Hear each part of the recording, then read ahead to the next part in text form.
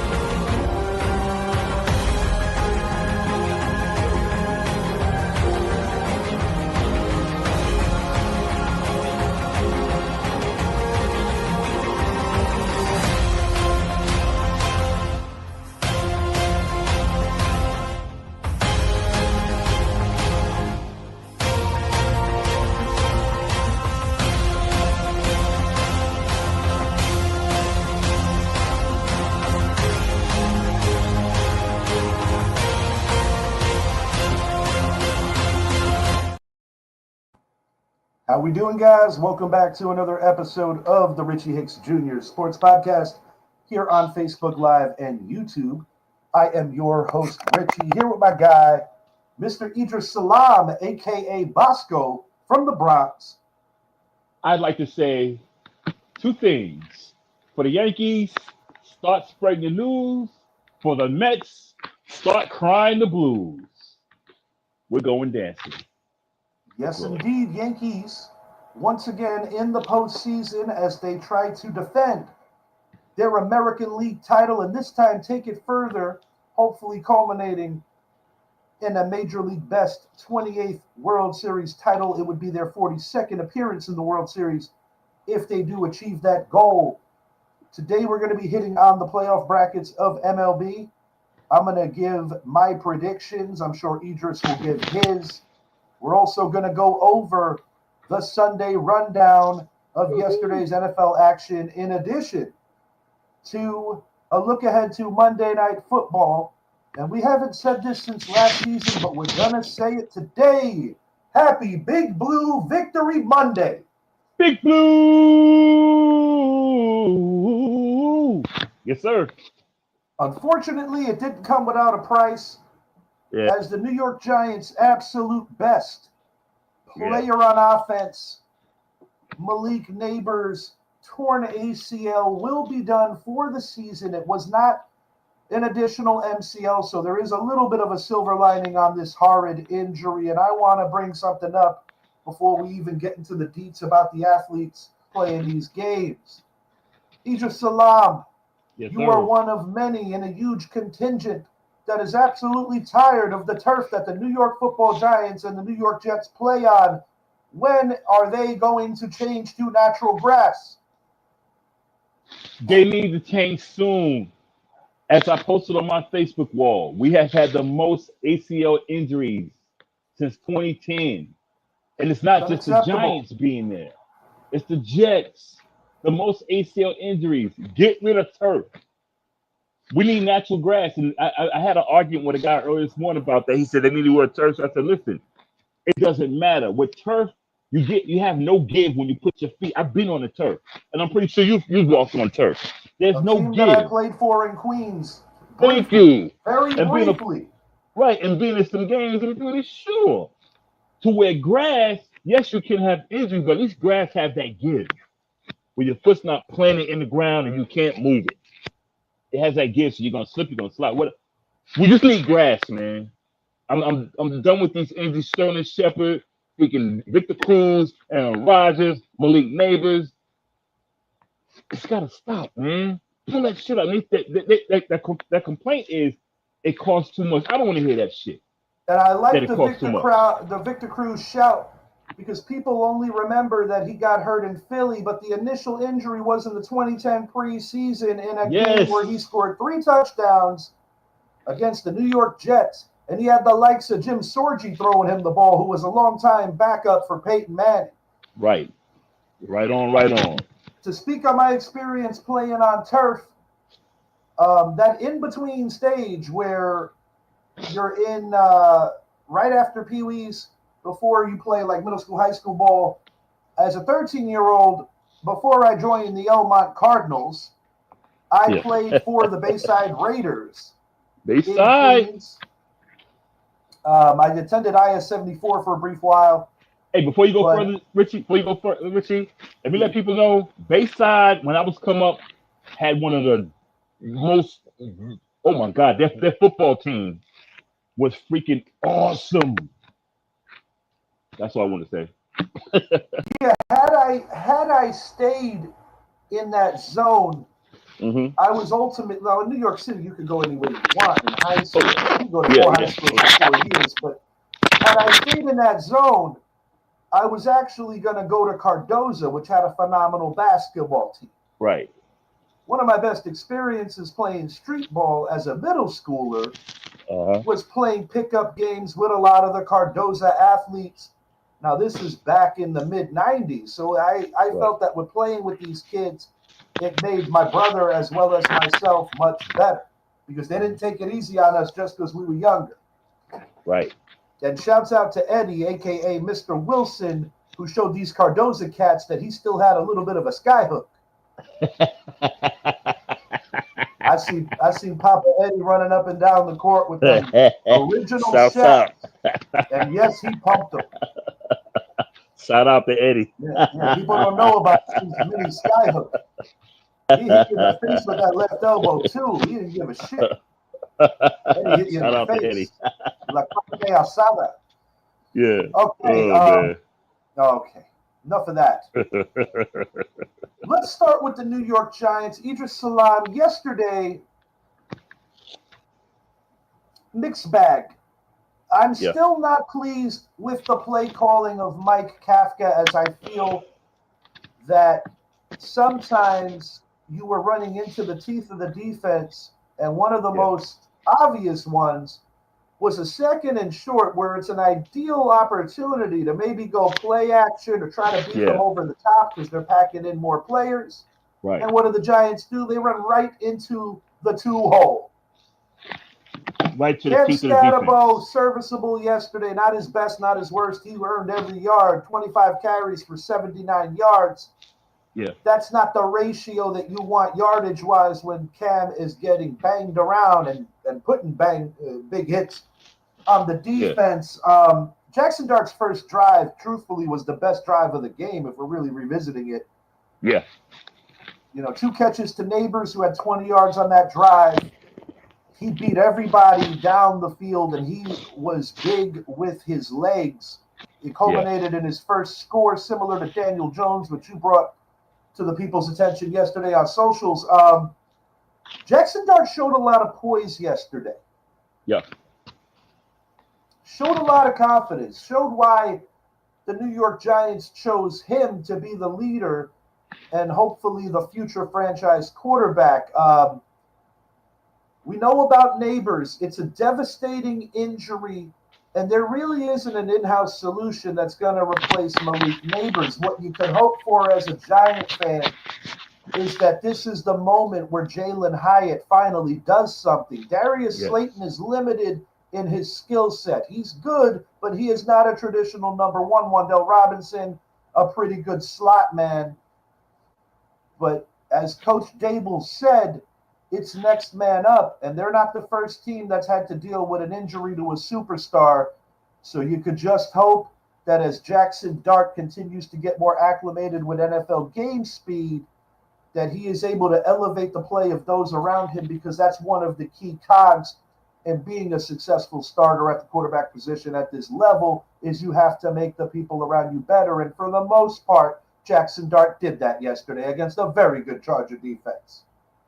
I agree. First drive, I mean, it was masterful. I mean, he was so confident, went down there, scored, popped the dance. Him and Scatterbo, I love that team. I think with Scatterbo, I like his skill set, but I think Dable needs to wind him back a little bit because this is not a lot of punishment. He did it at Arizona State, but he takes a lot of punishment too, and we don't want to wear that guy down. We don't want Absolutely to not. beat him down too soon. We need to get. I know Tracy's out for a little bit. We need to get Singletary in more often. I know he's not picking up the yards we thought he would last year, because Tracy won the starting position, but we need to use him. We need to use our tight ends more often. Darius Slayton, yeah, he doesn't have that Malik Neighbors skill set, but I like him because he's a streaker. You know, you can hit him on that fly pattern or whatever. Rondell, I love him in the slot. You can hit him deep, but he's great in the slot because he can get open. We need to use Olszewski more. I would not be surprised if you see Gunner on Yeah, certain packages. Jalen yeah. Hyatt, as I already alluded to, might get an Hyatt got to do it, opportunity dude. here. Hyatt had. This is his time right here. When he gets in the game, should he play? When that ball comes to him, he needs to pick up. He needs to catch it. Period. Now, of You need course, it. You need. anytime. Yeah. Of course, So anytime. yeah, but I like what we have. I like Jackson Dawson. I mean, his first start. You know, everyone's first start when you win, you're pumped up. But I like him because it seems like he knows what he has around him. He knows he has the support of the fans. He knows the fans got him. He knows the team is like, let's go, let's roll. And my final thing, shouts out to Sexy Dexy.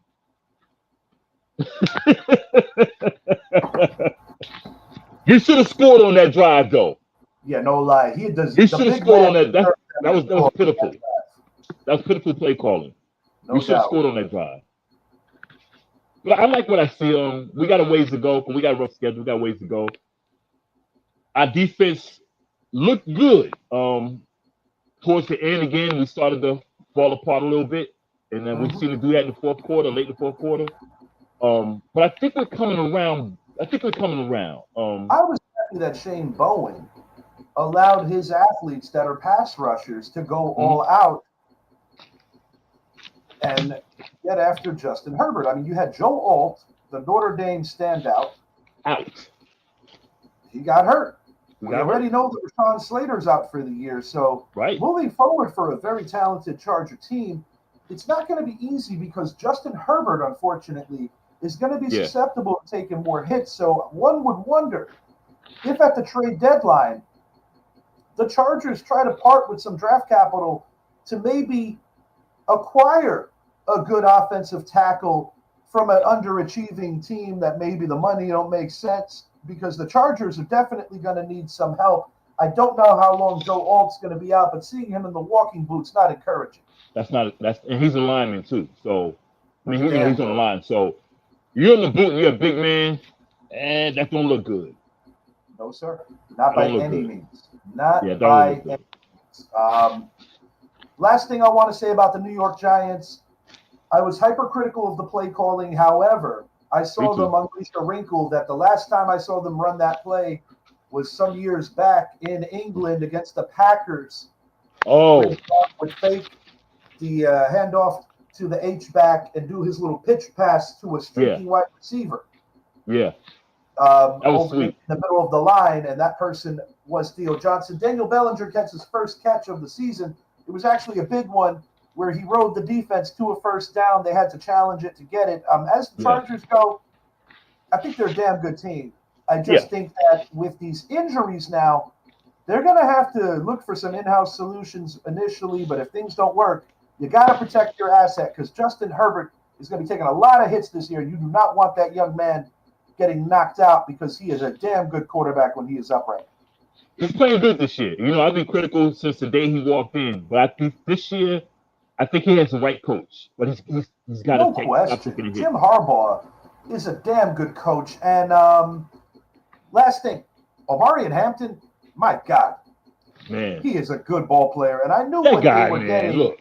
with the UNC standout, but man, Yeah, that kid just keeps his legs churning and never gives up on a play. he is special, dude. He's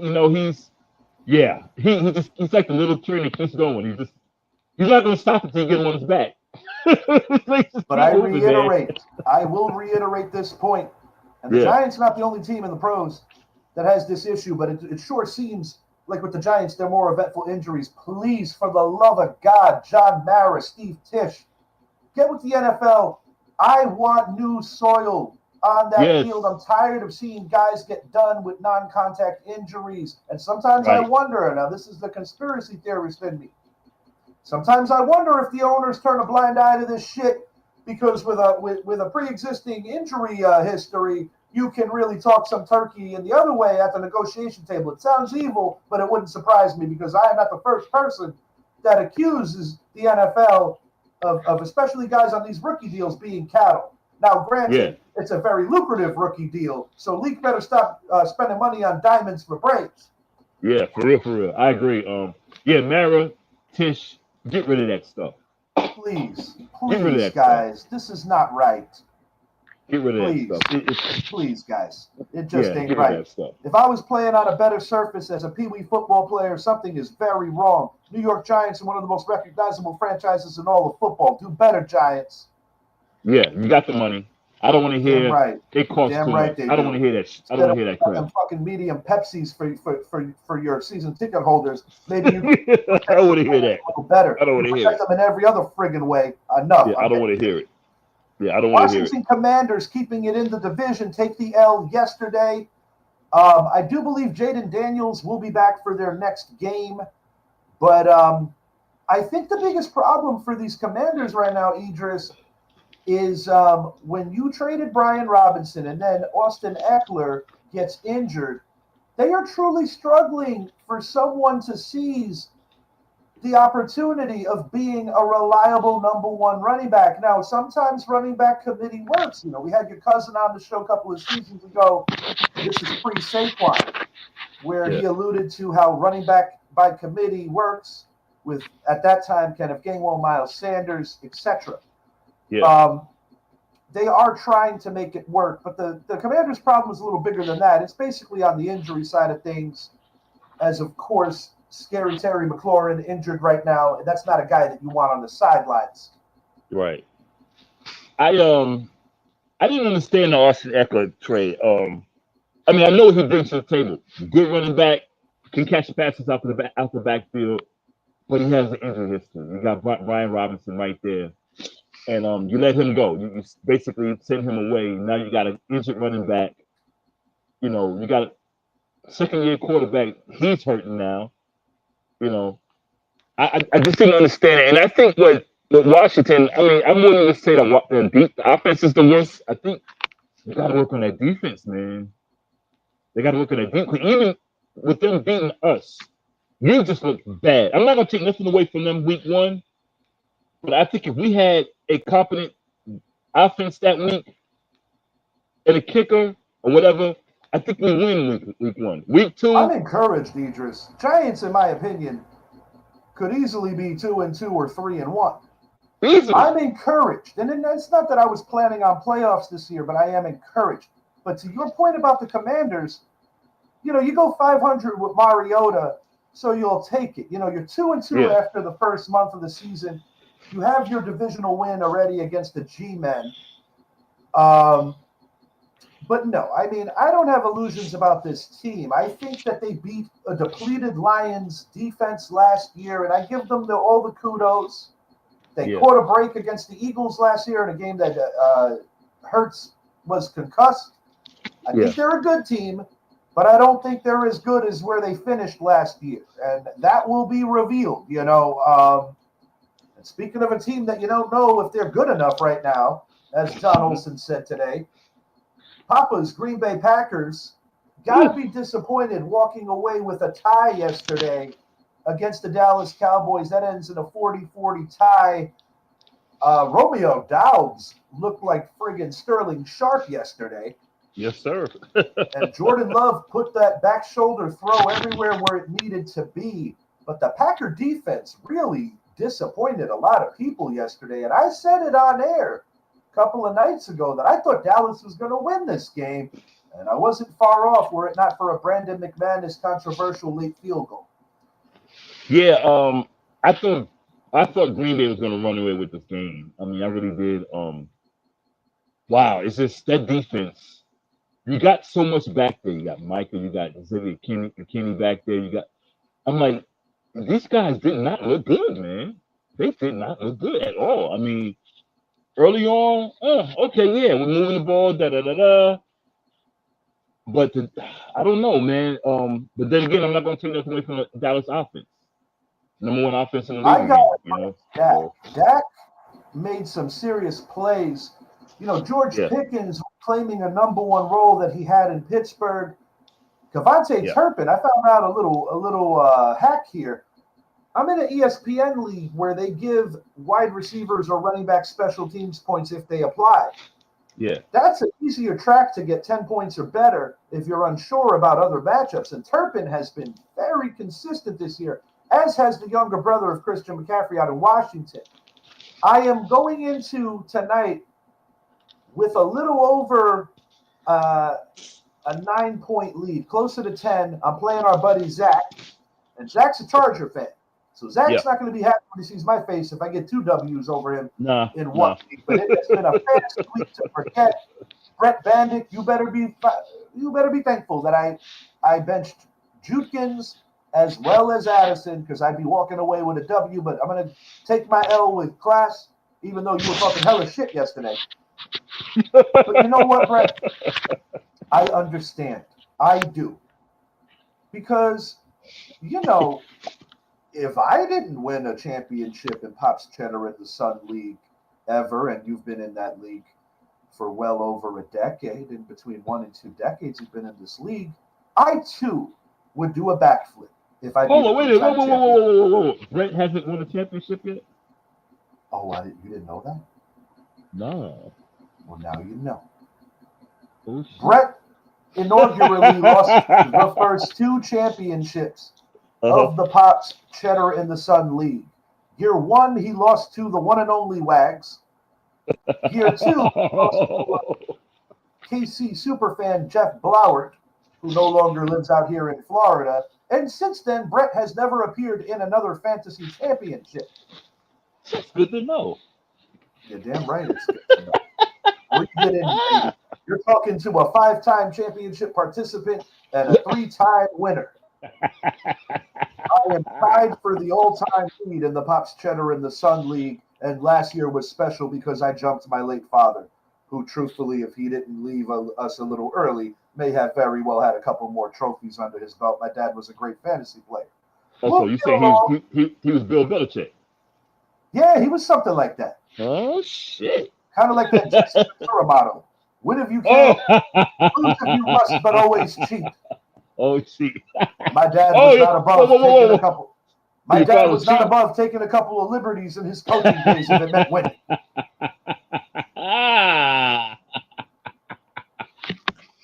Moving right along. There was a different era. Okay, let's talk about the South a little, Idris. How about the AFC South? We'll start there. Your man, Daniel Jones, catches his first loss of the season. But you know something, bro? Yeah. Against a very good Rams defense, I still feel that he showed some grit. He showed some poise. And if anybody had the Indianapolis Colts 3-1 after the first month of the season, I'd call them a liar. Well, you were big on Danny Dimes. Except for your co-host here. Hey, man. Remember your co-host I give where it's due. And, you know, you've been on the Daniel Jones train more than anybody I know.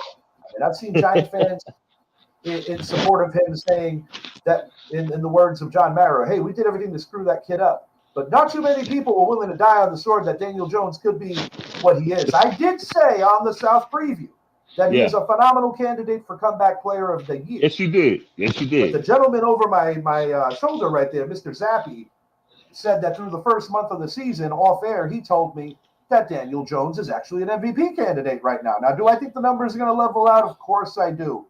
But the only number that matters is winning. And right now, the Indianapolis Colts, through the first month of the season, are the best team in the South. Yep, they are.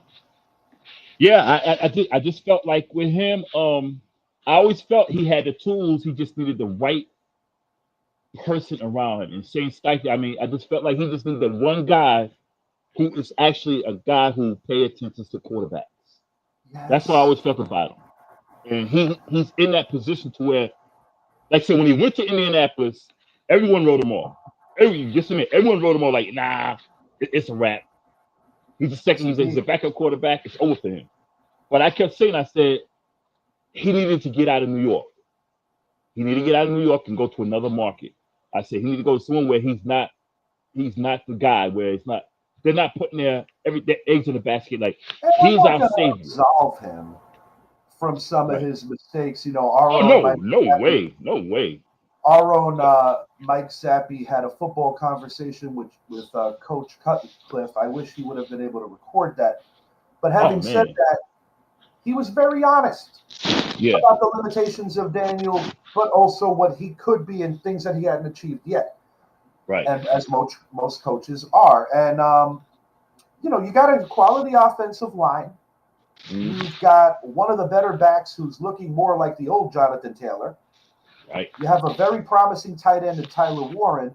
And you have a defense that brings it every single time they're on the field. So there's a Young lot to defense. like right now about Indy. They don't have the household name receivers, but they have guys that are reliable, guys that know how to run the routes, and guys that have a high football acumen, but most importantly, guys that are team players. Right on. Yeah, So more yeah, power to them right now. I'm a big supporter. No shame in my game. I'm a Daniel Jones fan, and a lot of the problems we had in New York, he was a problem. I mean, he just couldn't get it. Also, so I'm not gonna Yeah, he sit there and was be like, definitely one of the problems, no question about yeah, it. yeah. So But I'm not gonna sit here and I'm not gonna yeah, play like he was great because he wasn't. He wasn't. That's why he he's had not. It's moments not why of he's not a Giant. brilliance that never truly blossomed. Right. And But you know what 2022 is indicative of that. His rookie year, he had moments of brilliance. But Minnesota got to be saying, damn, why do we let him walk? Makes you wonder a little because I got to say, while I'm impressed with the way Carson Wentz has played overall, Hmm. I'm calling for a potential quarterback controversy. If J.J. McCarthy comes back and struggles hard, they might put Wentz back in. They might. But Wentz didn't play that bad. Yeah, that was a He good ball game. The yeah, Steelers kind of let their foot off the pedal a little late. Some yeah, lapses on defense, which actually saved Jordan Addison's fantasy day. And when I saw him make that catch, I was cursing at yeah, myself for right. not playing him. But Oh, Aaron you know who I'm mad at? Rodgers. I'm mad at Gainwell. I sat him, Yeah, but now he has Gainwell a was real good good game. yesterday. Yeah. I'm like, what? It took you freaking 4 weeks. But go ahead, I'm listening. No, Kenneth Gainwell, when given the enough volume, has always been a good performer, as I'm sure your Yeah, cousin would attest to, being yeah, that they worked together with the Eagles, and yeah, Gainwell's doing his thing. I really like the way that Aaron Rodgers played yesterday. I yeah, feel that this is more competence, and although people can be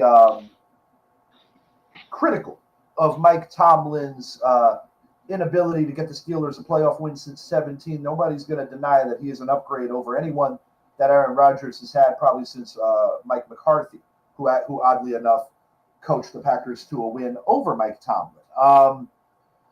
You got the Cleveland Browns. They lost the game, but Judkins is really asserting himself as one of the beasts of these young backs right now. He got off to a late start because of off the field stuff, but that was another disappointment for me in fantasy. How David Montgomery didn't do a damn thing, and I missed the opportunity to start Judkins. Of course, they were in the same game. yeah. I thought Lions Montgomery was did what going they to eat had to yesterday. do, Yeah, but I will say this: I think that the Browns put out a bit of a blueprint on how to give the Lions a real rough go if you have the kind of roster that can run the ball at the ratio that the Browns are trying to do and keep that Lion offense off the field. And I think that's in part why Green Bay pushed them around so well in week one. yeah. But I the agree. Lions are a I very agree. talented team, and we know this. Yeah, they're all offense. Defense a little suspect, but they're all offense. Yeah, the Hutchinson stuff, with that long recovery that he ain't going to be right for all the way for a while. And, Yeah, yeah, they lose Aaron Glenn to the Jets. So, yeah, that's not an easy person to replace. He was a premier coordinator. yeah. But the Lions still have their window open. And I think the Packers got to do a little self-reflection after the last 2 weeks. Yeah, they do, man. Because that defense just didn't look well. Offense look good. I'm not getting back on the Green Bay, but offense look good. But I think they're just not consistent, man. And you know Oh, something, bro? At this juncture of the year, soon to be October, there are so many inconsistencies around the yeah, league because, as yeah. Mike Zappi said, with the way that they watered down preseason now, Oh my the goodness, season yeah. really does feel like it's starting right around now, and with the 17 game slate, etc. I damn near, I damn near hit perfectly the score of the Texans game, 26-0. I had 26-6 as Yep. Cam Ward has just been not catching any breaks when you look at the defenses that he has to play on a weekly basis since his young NFL career has started. But the Titans' problems are much deeper than Cam Ward. As the Texans go, patiently waiting the return of Joe Mixon, Nick Chubb is starting to do his thing, and Willie Marks might be jumping in for a bigger role, especially if Mixon doesn't heal up sooner than later, because they are taking their time with Joe Mixon for reasons that have not even truly been explained yet. Yeah, man, Cam Ward, man, he's got a long way to go, man. And I'm not gonna say that he has the tools and everything, but God, he's with a bad franchise. You know, the the schedule's not being any kind to him. I mean, it's gonna be rough, man. I like his press conference yesterday where he kept it real. He's like, "Look, we're losing. We got to stop losing. I don't like losing."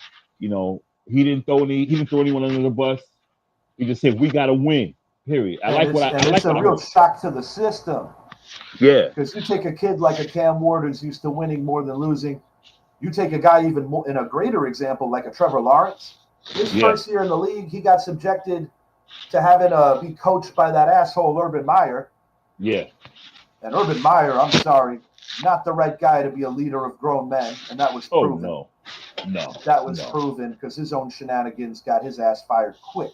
Quick. Um, World champion Philadelphia Eagles had a close call against the Tampa Bay Buccaneers. Someone's O had to go. That was Tampa's. I think it was a pretty good football game, but these fantasy owners want to pull their hair out with the way that these Eagles receivers just aren't getting the numbers. You know what? A win is a win, man. Philly. Golly, I know a lot of Philly fans gonna say something when I say this, but you know what team they starting to look like? That team from 2 seasons ago that was barely beating people, and they came out to what 9-0 or 9-1 or something like that, and then they just fell apart the second half of the The season. 49er game when Debo stomped them out, Yeah, and Big they Dom was on temporary suspension after that. yeah, it's starting to look like that team because I mean Tampa Bay, golly, they missing Mike Evans. They was missing. If they would have had just one more player, they beat Philly. I tend to agree, Idris. They beat Philly, and but I'm not gonna take Mecca nothing away from Egbuka, got to Philly. give him some props yesterday. Yeah, I'm not gonna take nothing away from Philly though, because they're doing what they got to do, win. They know how to win close You know, games, and there's something to be said that's about it. that. They can And win I know close that your games. cousin has a strong working relationship with Coach Sirianni. I don't know him like that. I only know it from the fan perspective. Yeah, And part of being a competitor, sometimes you got to know how to rile up the other fan base, and nobody does that better than Coach Nick Sirianni. But at the end of the day, yeah, I take my fan hat off for a minute, and I just talk the X's and I talk the O's. right. Coach Nick Sirianni is a damn good football coach, He's a whether I damn good like coach, him or dude. not. Damn good He coach, is a man. damn good coach. And it's also it's where he's from also, because as Northerners, we got that toughness in us. So yeah, I like him because you're not gonna.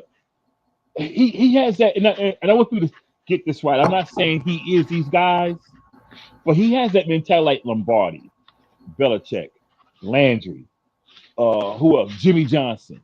Now I'm not saying he's as great as those coaches, but he has that mentality like Yeah, only I'm running time this and a fat resume could line up, but I get what you mean. right. I'm running this team. I'm not gonna let the fans dictate what I do. This is the way I'm gonna do it. I'm not gonna let my players tell me how to do shit. I'm Right, running this team. That's right. what I'm comparing him to them. He's gonna do it the way he got to do it. If you don't like remember last year, the fans were like, "Get him out of there, get him out of there," and they were winning. Get him out of there, get him out of there. What did he do? He's talking to the fan. Look, y'all say what y'all got to say. This is my team. I got this. Even the fans hated what he said, but guess what? He got them a Super Bowl.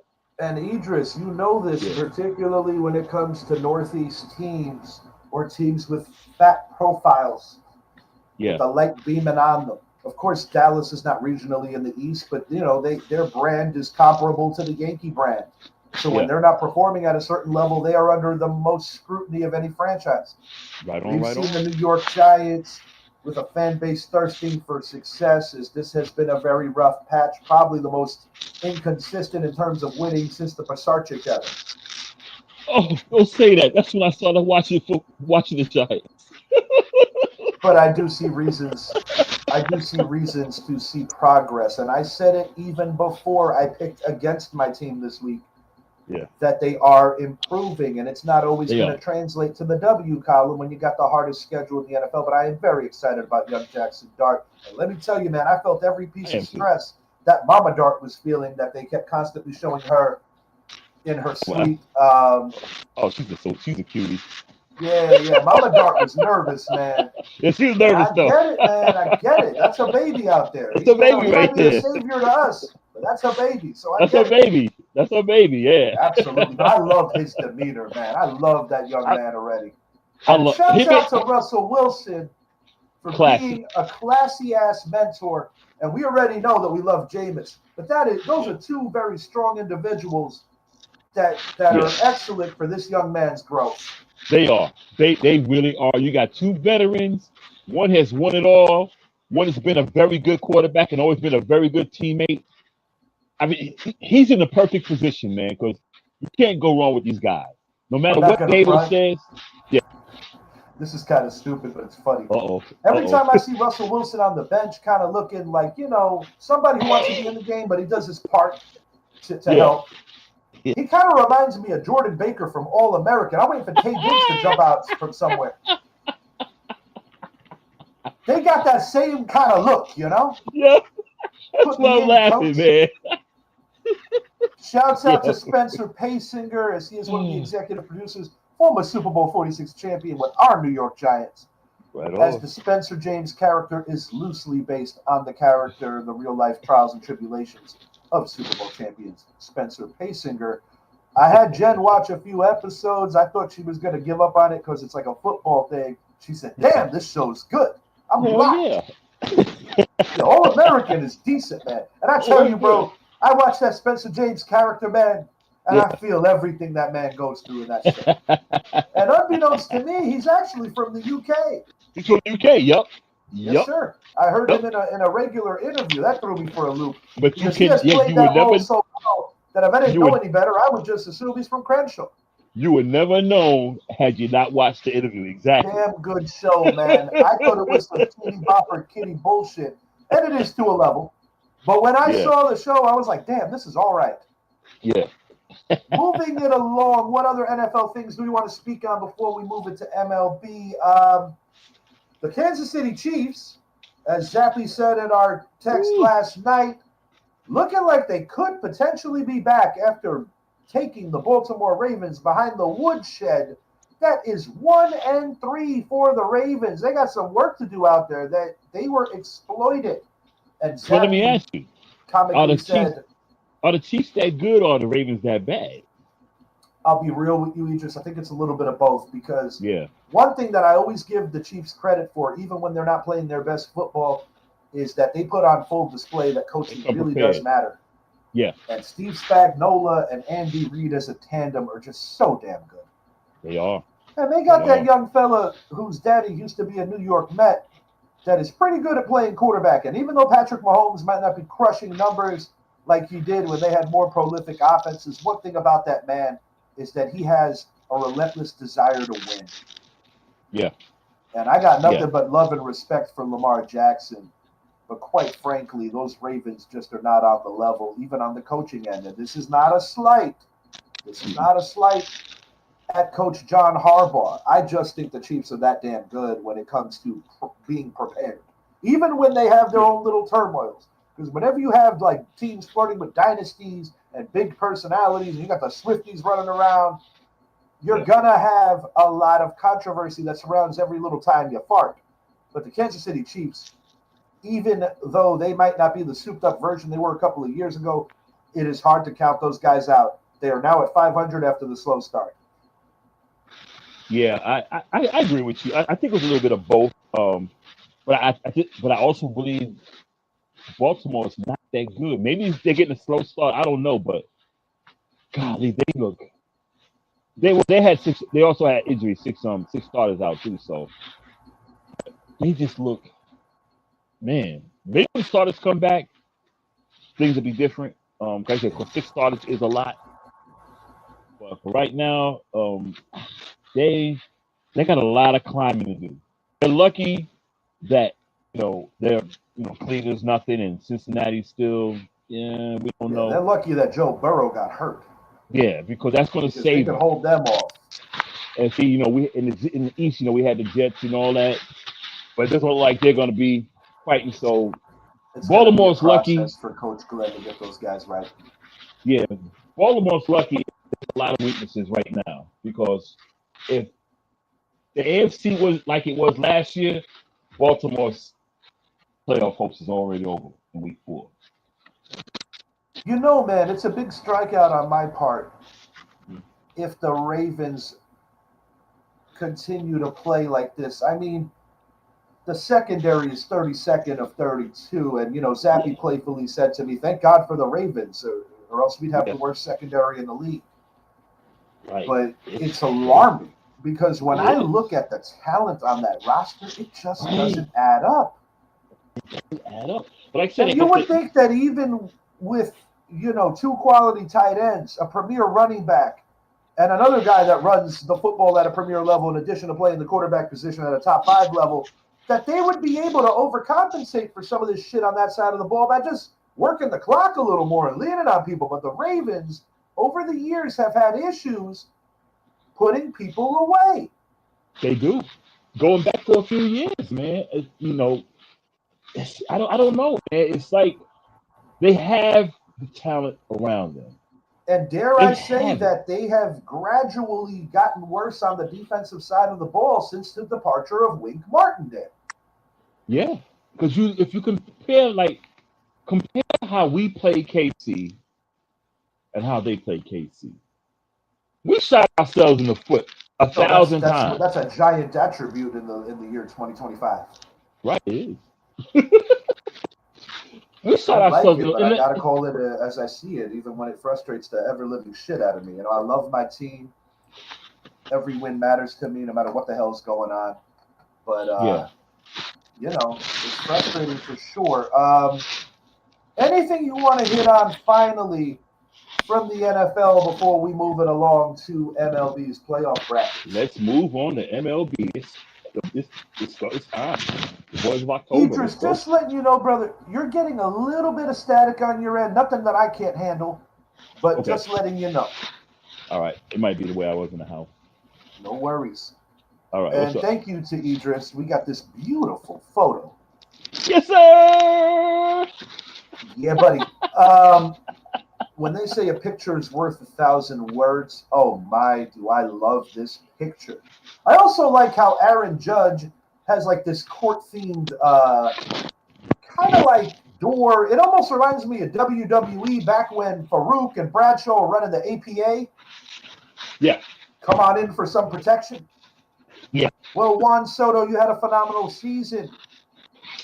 But according to Michael Kay, you said that the reason you chose the Mets is because they had a bigger window to consistently be in the playoffs as opposed to the New York Yankees. And that, my friend, is a big pile of smoldering monkey crap Yeah. because the New York Yankees are always in the playoffs and haven't had a losing season since 1992. Juan, you had once in a lifetime opportunity to get all your money, and good for you, you did. I want to make this clear, guys. I love shitting on the Mets because they talk a lot of shit.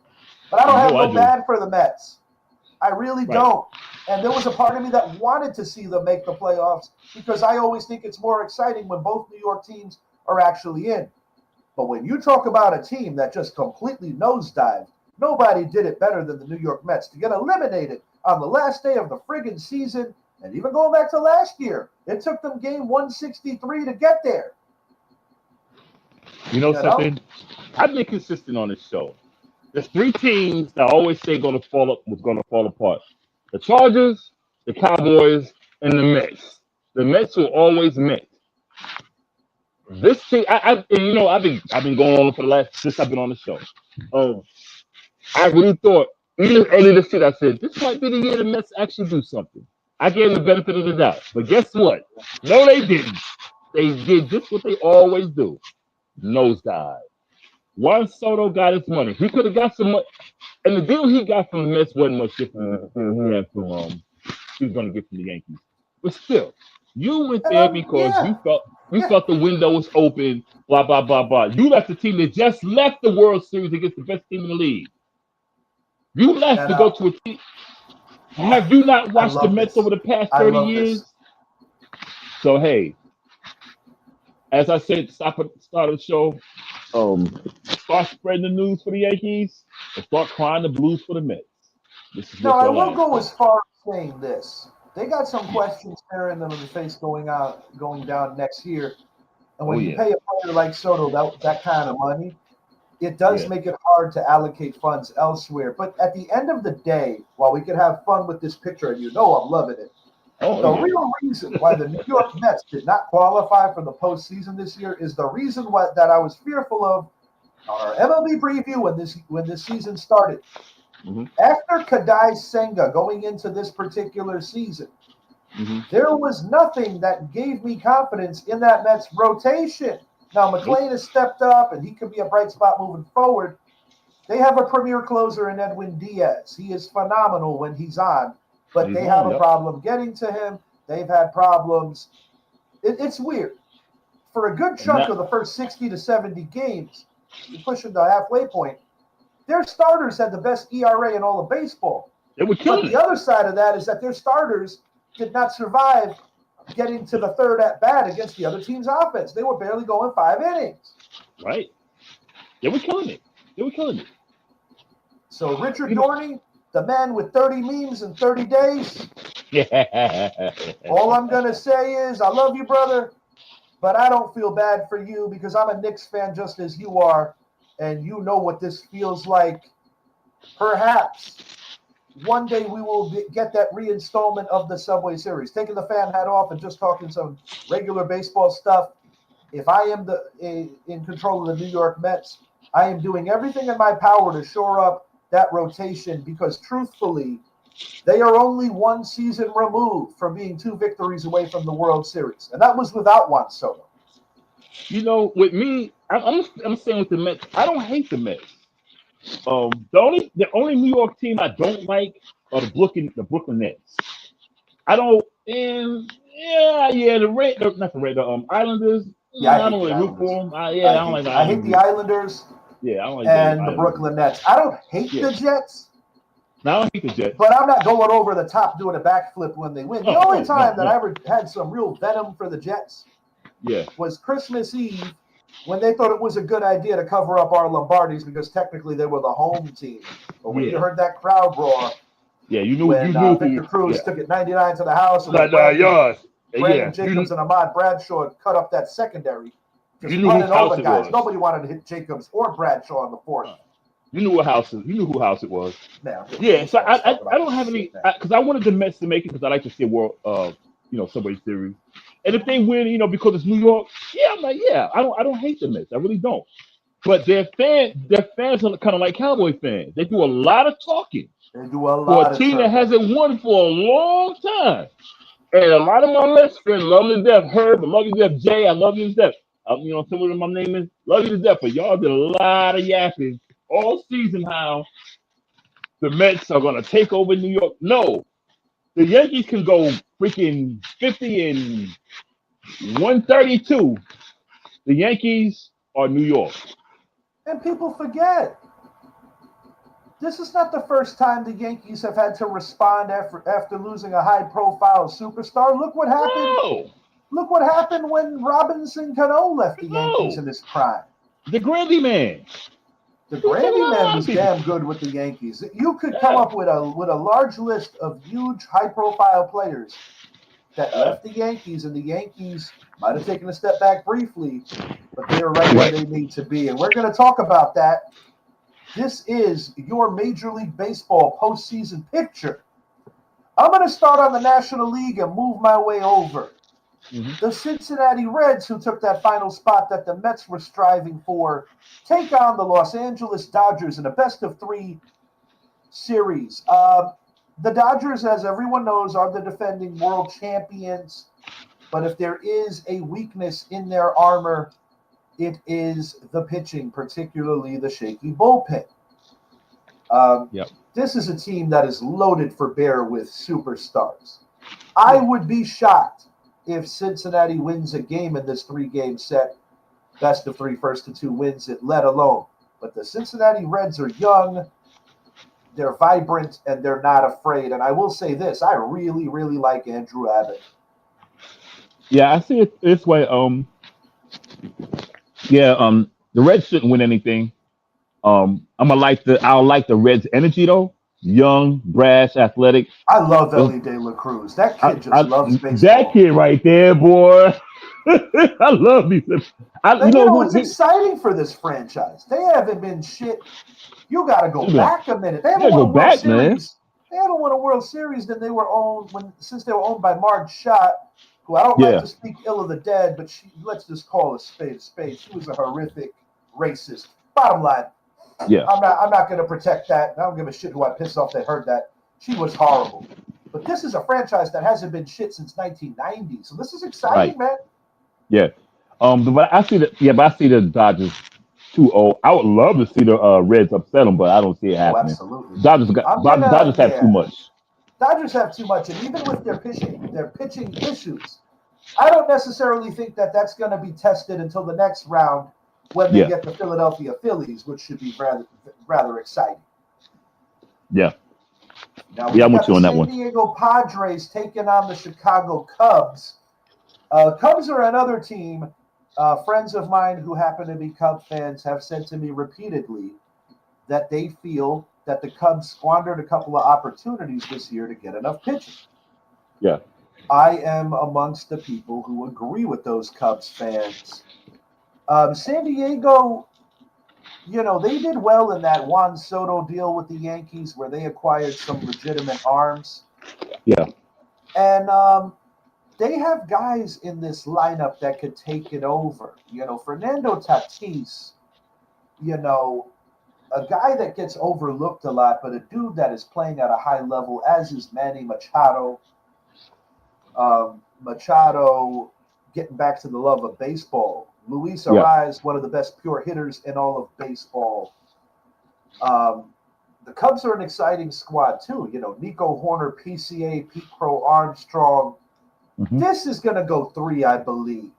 I'm with you on that. I am going to put it on the West Coast team taking it 2 out of 3. Give me the Padres to advance. I want to go Cubs, but again, the pitching. Oh man, I'm going 3 with this. Yeah, I'm gonna go with the Padres also. I think pitching is going to be the main thing here. I think that's going to be the Cubs' weakness. I'm gonna go Pods 2-1. I'm one of the people that actually believes the Padres could win the National League. I'm not saying they will, but I think they could. I think they could if they can get by that next round, which I don't think Brewers playing at a very high level, and we're going to touch on that in a moment. Putting it back up top, that leaves us with the Los Angeles Dodgers against the Philadelphia Phillies. And I don't like giving Philly teams too much props and respect, but one thing I got to say about the Philadelphia Phillies is that they have proven time and time again this year that they could deal with any and all adversity. And my God, Kyle Schwarber is just so much fun to watch, even going back to his flair for the dramatic when they put in the new rules for the All-Star game, winning it for the National League. I like their lineup. They are a superstar-filled team. And while the pitching takes a hit because of injuries and such, I just think the Phillies have a great team chemistry right now. And that would be ultimately a best-of-5 series. Give me the Phillies 3-1 over your defending world champion Los Angeles Dodgers. Do you hear me, Daniel Nunez? Do you hear me?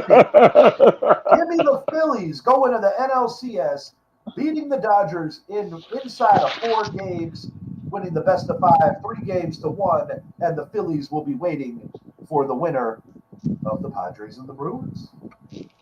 Well, I don't want to sound like a homer because I hate the Dodgers. I know you do. But you know what? Phillies 3-1. I Damn it. love it. We are agreeing, man. I love this. Phillies, look. Let me tell you, the Phillies. I said it might be a pitching issue with them too, but they got fielders and they got hitters. I think they'll do fine, especially if they're I playing have in a Philly. feeling that Bryce Harper is going to turn it up in these playoffs. That's Yeah, the guy that I'm looking to turn it up. I have a feeling that Bryce is going to have a big postseason. yeah. Philly 3-1. And I'll tell you what, man, Harrison Bader has been quite the find for these Phillies as well. Yeah, that's who I wanted us to get. Yeah, We couldn't get him though. Bader made a good impression on Yankee fans in his brief time with us. You know, he also had the injury history, so I could understand Yeah, why he's went the direction they did. But when I think about what Trent Grisham has been to this team, I ain't complaining about anything in the outfield. no, I'm not complaining about that either. Best I'm mustache cool with it. bigs. I'm cool with it. That Next leaves up. us with the Padres and the Brewers to sort out who's going to face the Phillies in the NLCS. This would, of course, be a best-of-5 series. Idris, I know you've been high on the Brewers all 3-1. year long. I am going to root for the Brewers 3-1. in this series. They're gonna do it for Bob Uecker. However, I don't completely believe in the Brewers. I do think that to a level they have benefited from playing in a mid-tier Central Division. As much as I would like to see the Brewers win this series, I think the 5-seeded Padres will win it inside of 5 games. It will be a little bit of heartbreak for the Milwaukee faithful, as I have the Padres advancing to the NLCS to take on the Philadelphia Phillies. Brew Crew, baby. World Series champions unless they go against the Yankees. All right, so we got the Brewers. We're going to use your bracket first. We got the Brewers and the Phillies in the National League Championship Series. You've kind of played the hand on that. My bad. Series. No, you're good, bro. You're good. 7, because your bracket ain't right. Mine is. You like that? Brewers versus Phillies 7-game series. Idris Salam, how many games does it take for the Brewers to punch their ticket to the Fall Classic? I'm gonna go 7, man. All right. Nah, I'm gonna go 6. But I think it's gonna be a hard fought 6. Just to play into your bracket, if it did come to that, I'll take the Phillies in 6. If it's the Padres, if it's the Padres, it's 4-1. you're on that, and I'm with you. So go figure. I got the Padres going to the NLCS, but I got the Brewers. If your bracket's right, I got the Brewers testing the Phillies for 1 more game. You got the Brewers going to the NLCS and to the World Series. So we shall see. But Idris's National League champion is the Milwaukee Brewers. My National League champion is the Philadelphia Phillies. But I'll put this out there. If Idris is right, I'll be happy because of my love for good friend of the show, Mr. John Olson. Not to mention, I respect the Brewers organization, and I miss Bob Uecker terribly. That's me too. I love Bob Uecker, man. And like I say, he's one of those that made me like the Brewers. And they've always been that organization that just did things differently, but they just did things the right way. Yeah, the Brewers have always been a team that I've had a fondness for. Now, of course, I'm a diehard Yankee. There's a couple of teams in the in MLB that I kind of am like a sympathizer with. That would be the Milwaukee Brewers. That would be the Chicago Cubs. My grandfather had a fondness for the Cubs. Although he was a Yankee fan, the Cubs would be the team that he would pull for in the National League regularly. Yeah, now, it's the only team in the mine. American League that I truthfully have any kind of empathy, compassion, they're all right believe it or not, is a division rival, and they're the Tampa Bay Rays because I Same have here. such respect for the fact that they have such limited pockets, and every year they put out a good team. It would have been nice, Tampa, if you could have beaten the boys from Canada once for us. I mean, we did give you a stadium this year. Yeah, I'm with you on Tampa. Same here. Because they've always kept a winner out there spending pennies. And it's a credit to Always. their manager. It's a credit to their culture in the organization. But Kevin Cash, year Yeah. in and year out, one of the best managers. And not to mention that this is a team that is still dealing with the recourse of a superstar like a Wander Franco ruining his whole career. And some things coming to the light that are just hard to digest when you hear about what he was into. But that was Yeah. a superstar that they gave the big money to, first one since Evan Longoria, and then that Yeah. turns out to be the case. So this is a team that has always had to make tough decisions and move on from popular players because they believe in their culture they can replace guys and still be good. But on to the playoffs. We've got the Detroit Tigers at the 6th seed. They have fallen mightily. If it wasn't for the Mets, we might be talking about these guys. But they Right did on. enough to hold off the hated Houston Astros from the last spot. Yeah. AJ I take Hinch, that. you know how we feel about him. He's a damn good manager, though. Yeah. I still want them to lose though. Let me see. I guess I keep wanting to call on the Indians. Yeah, I know. uh, It's habitual. They were the yeah, Indians for a long I've time. never called, dude. I've never called them the Guardians. It's just hard to get out my mouth. Yeah. Detroit, they're good, and they just went on a slide. But They were they're on a going to bad slide. Cleveland. Yeah. I'm gonna go Cleveland, man. You got them I'm, winning in 2 consecutive, or you think that they do this 2-1? no, I think they go 2 straight, man. I'm actually on the opposite side of this. While Detroit has had quite the plunge, the reason why I like Detroit in this short series is because Tarek Skubal, if he is going to be on the way I think he could be, I think Yeah, Tarek Skubal in a short series you get to see him once, and that means that if they do win, all the pressure is on the Indians. I did it too. All the pressure is on the Guardians for the remaining 2 games. I'm going to flip this on its head. I got the Tigers winning 2 consecutive games despite limping into the playoffs. I Because think I it's think the cool. Guardians were on a nice little run. And Yeah, last year they were in the American League Championship Series. I respect the run for them to hustle into the playoffs. But I still don't think they're as good as their seeding. Nor do I think the Mariners are as good as their seeding. I'll get into that in a minute. But give me the Tigers to advance, take on Seattle. Idris has the Guardians. yeah. I think school's going to get off. But I don't know, man. I want to go Detroit. Maybe it's because of AJ Hinch. I don't know.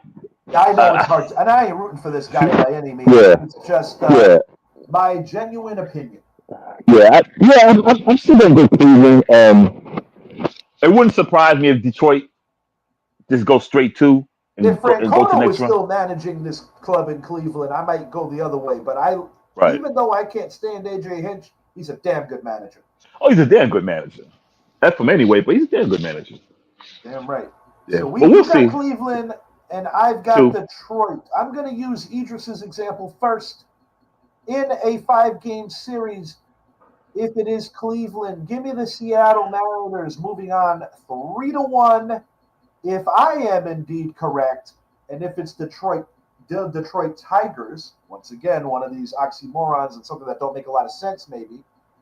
I have the Seattle Mariners sweeping the Tigers. I think the Guardians will take 1.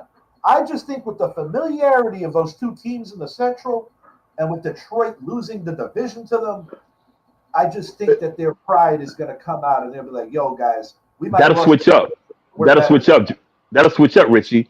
If Detroit wins, they play Toronto. Thank you for the correction. Yeah, Now hold on. yeah, Let me double check this because yeah. The one will play the lowest seed. I didn't know if this was bracket based or if this was highest seed. Let me look at this just Oh, to you're be right. You're sure. right. You're right. You're I right. You're want to right. make You're sure right. before I say anything. Right. Well, if it's bracket based, I'm with you on Detroit beating Seattle, and Seattle beating Cleveland. If it's bracket base, if it's seeding base, I think Toronto beats Detroit in that next Let me round. just double check this. Yeah. Yeah, but I never thought about that, to be honest with you. I think it is bracket based though. It is. The Okay. MLB bracket is determined, which is based on a team's regular season record. The highest seeded teams receiving byes playing higher ranked opponents later in the postseason. The top two seeds in each league are division winners. We know this already, followed by the third division winner. This seeding dictates the matchups and prevents reseeding, Okay. ensuring the number one seed only faces a divisional winner in the league championship series, not in the Oh, early okay. round. Division Gotcha. winners, wildcard teams. The remaining three spots are filled with wildcard teams. How the bracket uses seeding. First round byes, we know this already. Wild card, we know this already. Division matchups, we know no reseed. Okay, the bracket does not reseed. That's what I needed to know. Okay. Okay. Got it. So the winner of that I, series will go on to take on Seattle. yeah, I'm with you. If Cleveland wins, I think Seattle wins. If Detroit wins, I think Detroit runs. I think they go into the ACL. ACL. That's still on your brain with ALCS. neighbors, I know. Yeah, yeah. I'm about to say it again. ALCS. Yeah, Yeah, brother, I know. It's been a funk off of something to feel good about, which is a win against a solid team. I don't agree with Detroit beating Seattle. I got Seattle sweeping them out. Idris. no, that's what I meant. That's what I meant. My bad. That's what I So meant. you got Seattle, regardless of who wins this central bracket. You got Seattle going to the Seattle. ALCS. Yeah, yeah, All right, heard that. Now the other ride, this bottom tier is interesting because it all involves the American League East, doesn't it? the best division in all of baseball. Toronto Blue Jays will patiently wait for the winner of the 5-seeded Boston Red Sox and the 4-seeded New York Yankees. The Red Sox did have a winning record head-to-head against the Yankees this particular season, but the Yankees did play Boston better down the stretch and ultimately finished ahead of them.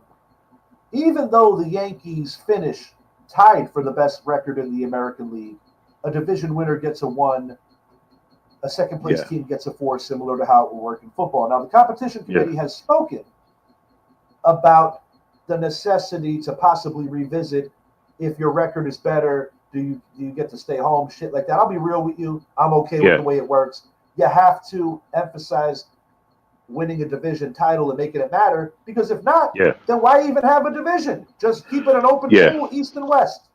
East and West, American and National, rather. Yeah, yeah. So I feel the same way. Yeah. Yeah. As the series goes, I'm going to be honest. Garrett Crochet gets the ball in game 1. He has been so good this year, and I would assume that Max Fried gets the ball for the Yankees. It's either going to be him or Rodon. The bottom line is, if the Yankees can survive game 1. a Garrett Crochet start and come out on the right side of it, I think the Yankees win this series in 2 games.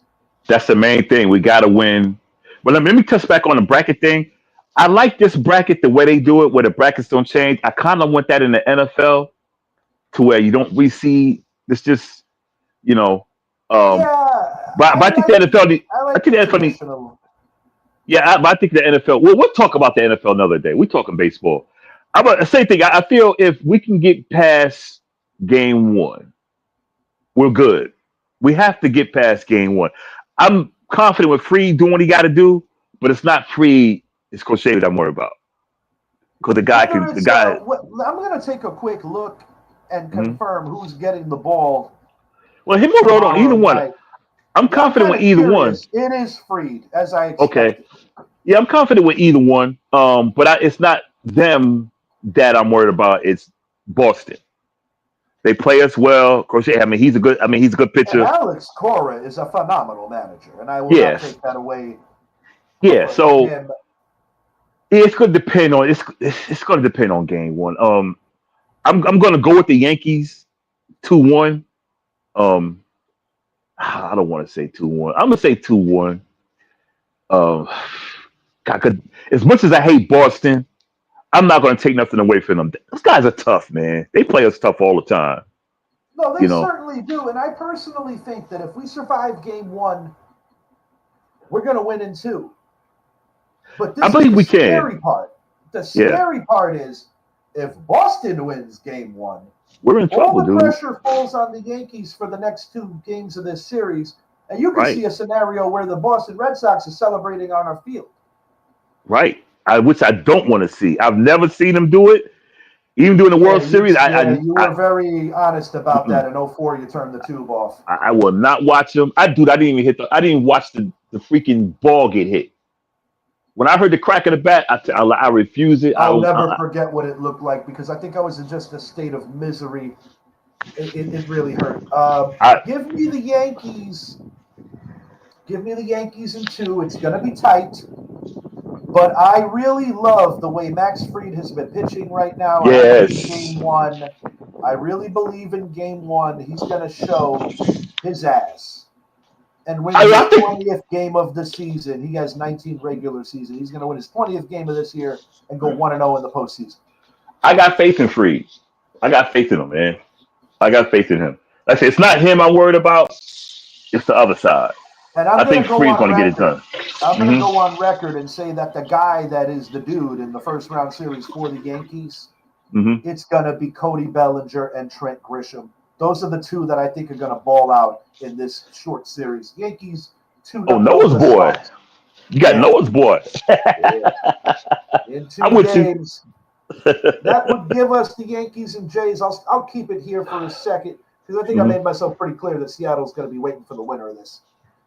Yeah, in a season that Cal Rayleigh and Aaron Judge take it to the end for this MVP talk. That's another great discussion for another day. Yes. I believe the Toronto Blue Jays held on by a thread these last 20-something games to avoid the Yankees winning the American League East.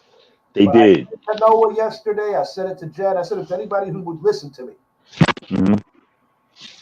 Whether the Yankees were a wild card or whether they were a division winner, if they are who I think they are, they're going to get there no matter what. And the Yankees have not had the best history being a wild card team. Aaron Judge doesn't have the best history in October. You know what's going to happen here? They're going to rewrite some of these narratives. While I have a lot of respect for what the Toronto Blue Jays have, and Shane Bieber, it's a cool story to see him back on the bump. Max Scherzer, the future Hall of Famer. I personally think that the Yankees are going to get into this Toronto bullpen. And although we've had our own question marks at different junctures in the year with our pen, I think our bullpen is better. I think our closer, David Bednar, is better. Yes, sir. And I think that the moves that the Yankees made at the deadline are going to show their ass in these playoffs. Give me the Yankees with a 3-2 victory over the Toronto Blue Jays, celebrating north of the border to punch their ticket to the American League Championship Series, where they will face possibly the best pitching staff, or at least the best rotation in all of MLB, in the Seattle Mariners. The Seattle Mariners have never played in a World Series. They won't this year. That's going to be an exciting series for a lot of reasons because you're going to have on full display the two MVP candidates for the American League. And this is all I'm going to say. Similar to how Michael Jordan had to prove to the basketball heads that he was the best in the world when Charles Barkley and Karl Malone both beat him out for MVP, Aaron Judge, who I think controversially is going to finish second in MVP voting because of the rarity of the season that Cal Raleigh had. Yankees 4, Mariners 2, just like their seedings say, and that leads us to the World Series. Philadelphia Phillies, New York Yankees. We're going to beat them again. 09 rematch. Yes. We're going to beat them really again. Think I'm going to pick the Phillies, do you? We're going to beat them again. We're going to beat them again. My wet dream of an ending for this phenomenal baseball season would be for this to be a classic 7. I want to beat them in 4, of course, but to be a classic 7-game series with the New York Yankees celebrating on the Philadelphia Phillies field. And to also just hijack my socials and be like, see, Mets, That's how it's fucking done. Yankees 4, Phillies 3. World Series MVP, none other than Big G, Giancarlo Stanton. Here I go. Everything you said in the East is going to happen. I pick everything you said. How they beat Toronto and how they beat Seattle. That's why I said Seattle's run ends there like it ended back in 99, I think it was 98 when we beat that 125 game winning team. Early 2000s. Okay. I know it's somewhere around there. They won the division since that season up until just now when they did. Right.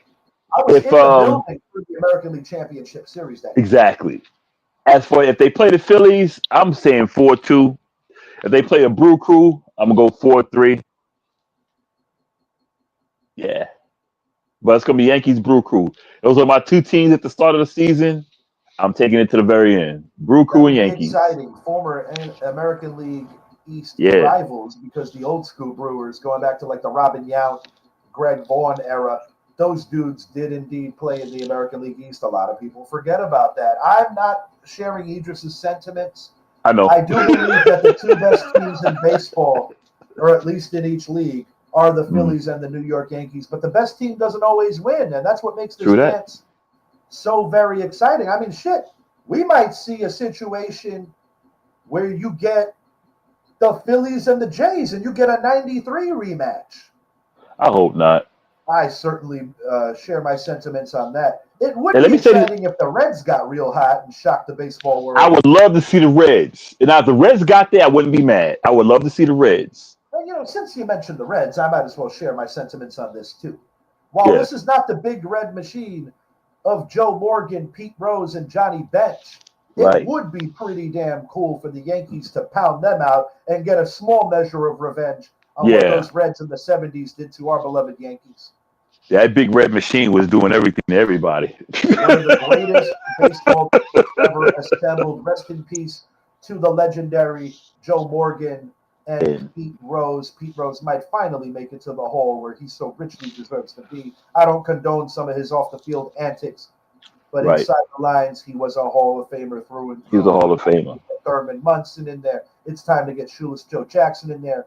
And on this other committee, it's time to get guys like Donnie Baseball in there, because you cannot write the history of Major League Yankees without the contributions of number 23. Long overdue, Donnie Baseball. You know who? He reminds me of Ken Riley that played for the Cincinnati Bengals. One of the greatest Cincinnati Bengals of all time, defensive back. He just got in the Hall of Fame a couple of years ago.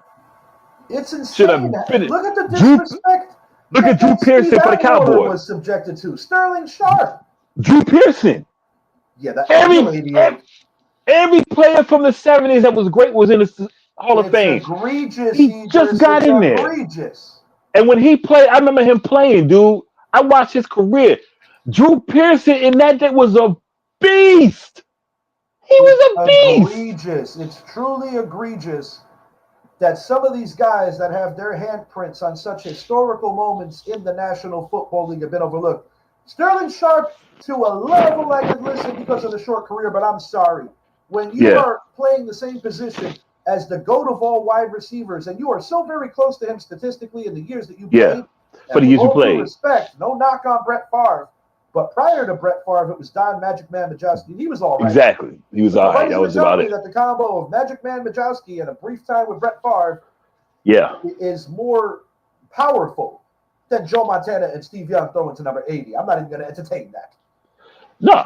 Sterling Sharp was that damn good. And he was that good. He got in the Hall, but it is egregious that he had to wait that long. It really is. And see, these are receivers, and those who didn't watch Sterling Sharp or didn't watch Drew Pearson, except for Cowboy fans, except for Green Bay fans, y'all missed two great receivers. My father was so high on Sterling Sharp because of how no matter who was under center, Sharp was one of those guys that could elevate the play of whoever was throwing to him, similar to a guy like a Larry Fitzgerald. Now, I'll be the first to say that sometimes on old time list, I think Fitz is a little too high because there was a period in his career where he wasn't even the best receiver on his team. That would, of course, be Anquan Bolden. Anquan Bolden.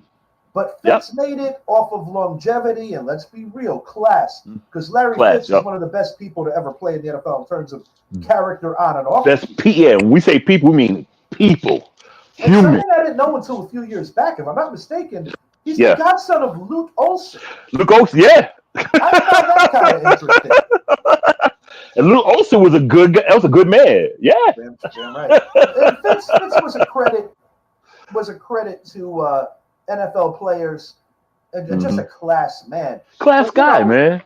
You know, top 5 lists are always skewed and up for interpretation. But my personal top 5, and it's okay if you disagree at home, and I'm going to give you my particular order. Number 1 would be Jerry Rice. Number 2 would be Randy Moss. Number 3 would be this is where it gets a little tricky. Number 3 would be Megatron. Number 4 would be Terrell Owens. And number 5, I might get laughed at for saying this. It would be Sterling Sharp. I wouldn't laugh. I think Sterling Sharp is just so damn underrated. He's very underrated. With me, I would go. I'm not gonna say order. I thought about putting Largent in that mix. Largent's in my top 10. No order. I would go Rice 1 for sure.